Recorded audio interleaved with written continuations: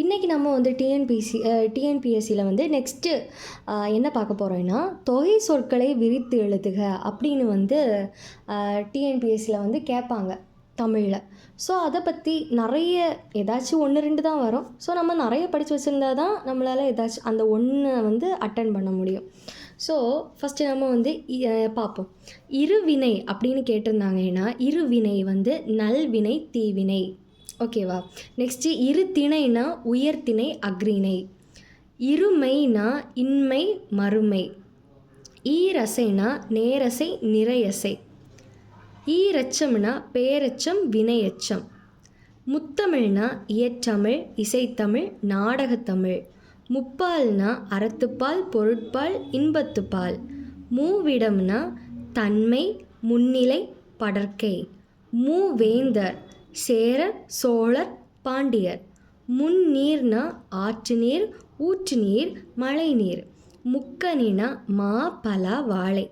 மும்மரசுனா மணமுரசு கொடைமுரசு படைமுரசு.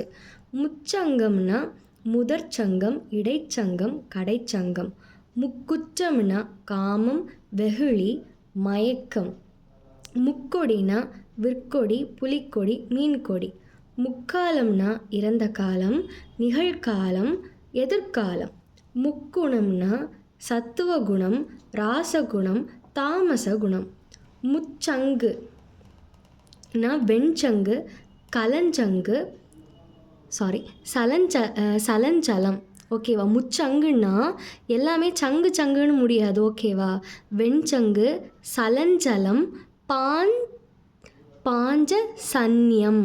ஓகேவா? பாஞ்ச சன்னியம். நெக்ஸ்ட்டு வந்து நாற்றிசை கிழக்கு மேற்கு வடக்கு தெற்கு.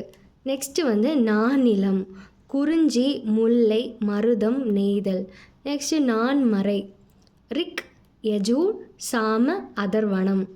நெக்ஸ்ட்டு நாற்பால் அரசர் அந்தணர் வணிகர் வேளாளர். நாற்பொருள்னா அறம்பொருள் இன்பம் வீடு.